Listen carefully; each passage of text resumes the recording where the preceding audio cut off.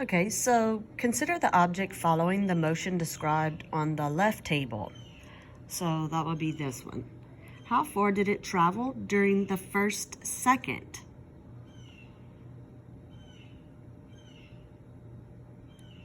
Consider the object following the motion described in the right table. How far did it travel during the first second?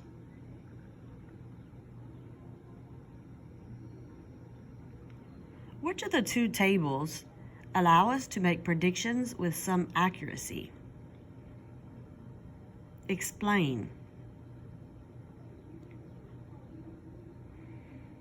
So in the last lesson, we defined a function to be a rule that assigns to each value of one quantity one and only one value of the second quantity.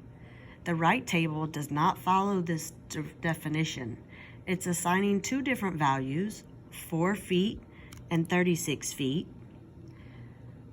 to the same time of 1 second.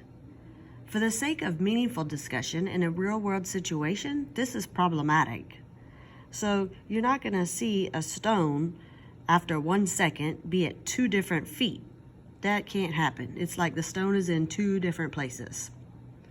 So let's formalize the idea of assignment for the example of a falling stone from the last lesson. It seems more natural to use the symbol D for distance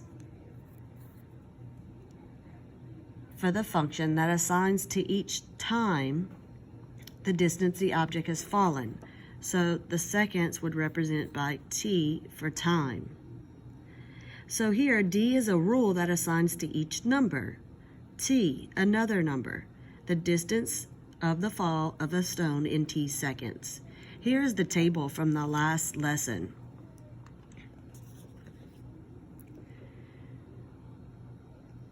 So we can interpret this table explicitly as a function rule. D assigns the value of 4 to the value 0.5. D assigns the value 16 to the value of 1. D assigns the value of 36 to 1.5, the value of 64 to 2, the value of 100 to 2.5, the value of 144 to 3, the value of 196 to 3.5, and the value of 256 to the 4. So if you'd like, you can think of it as an input-output machine. That is, we put a number for the time, the input, and it comes out another number, the output. That tells us the distance traveled in feet to that time. So you input time, and here is out comes the distance traveled in T seconds. Okay, so it says, with the example of the falling stone, what are we inputting?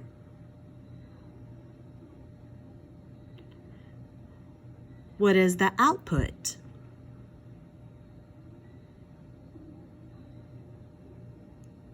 If we input 3 into the machine, what is our output?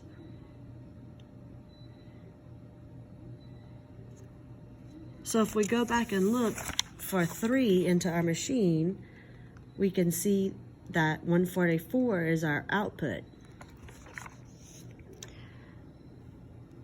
So if we input 1.5 into the machine, what is the output? So we're going to go look to 1.5, and we can see that 36 is the output. Of course, with this particular machine, we are limited to inputs in the range of 0 through 4 because we are inputting times t during which the stone was fallen. We are lucky with the function d. Sir Isaac Newton, 1643 to 1727, studied the motion of objects falling under gravity and established a formula for their motion. It is given d equals 16t squared. That is, the distance traveled of the time interval t is 16t squared. We can see how it fits our data values. Not all functions have equations describing them. Functions are represented in a variety of ways. At this point, we have seen the function that describes the distance traveled by the stone pictorially from Lesson 1, Example 2, as a table of values and as a rule described in words or as a mathematical equation. So we can see a function as a table, a rule described in words, or a mathematical equation. So now I'm going to ask you to go to page S7, and you're going to look at this exercise number 1, and you're going to verify that D is equal to 16t, that it does indeed match the data values, for example 1, by completing the next exercise. You can use calculators to figure out your answer.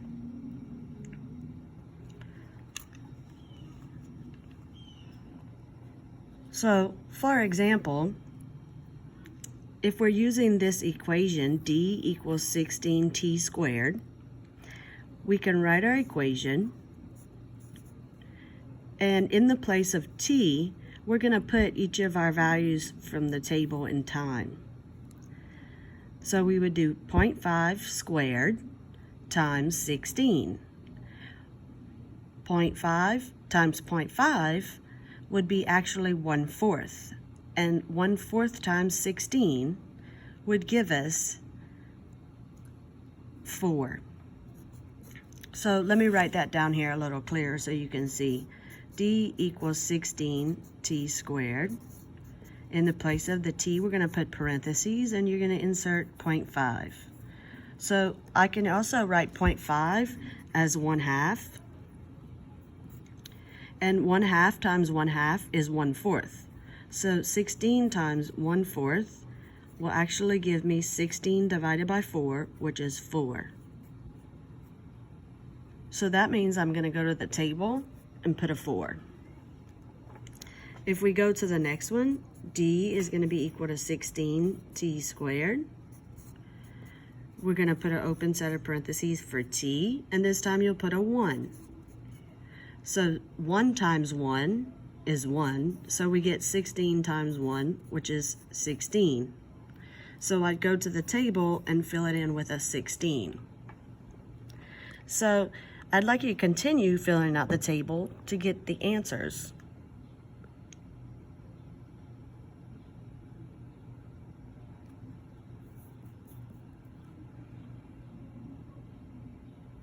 So you should have come up with these answers to fill out your table.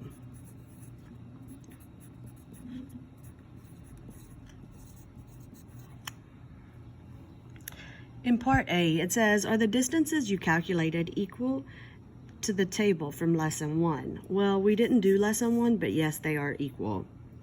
Then it says, does the function D equal 16t squared accurately represent the distance that the stone fell after a given time t? In other words, does the function described by the rule assign to t the correct distance? Explain. So we can say, yes, the function accurately represents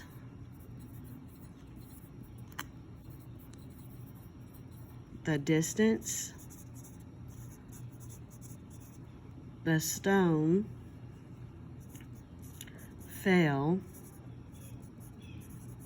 after the given time interval. Each computation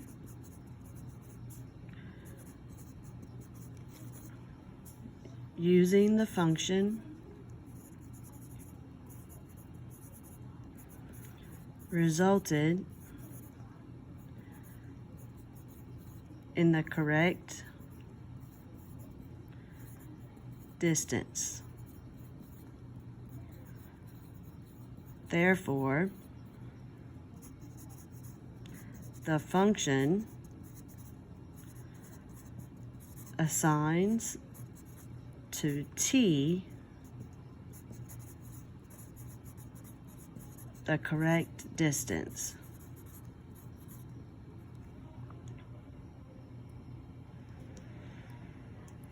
So at the top, we're going to go ahead and add some a definition of function. And so a function is whenever you have each input,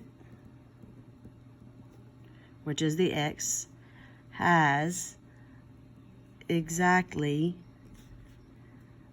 one output. So each input x has only one or exactly one output.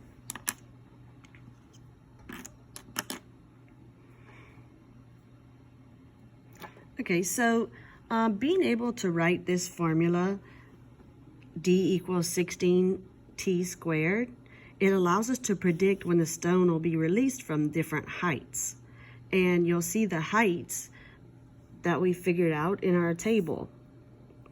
So this is our function rule that we can get from the table. It assigns each value of one quantity exactly one value of a second quantity. A function is a correspondence between a set of inputs and a set of outputs that each input corresponds to exactly only one output. Sometimes the phrase exactly one is used instead of one and only one. Both phrases mean the same thing, that is, an input with no corresponding output is unacceptable. So let's examine the definition of functions more closely.